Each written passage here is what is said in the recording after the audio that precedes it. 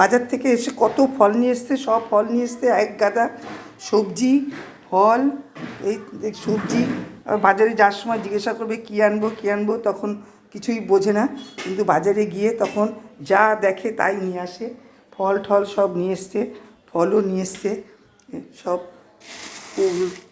কলা লেবু সব নিয়ে এসছে, একবারে আঙুর সব নিয়ে এসছে। অথচ নিজে কোনো ফল খায় না, নিজে কোনো ফল খাবে না, কিচ্ছু খাবে না। মুখটা তোমার ভারী ভারী কেন লাগছে রিঙ্কি?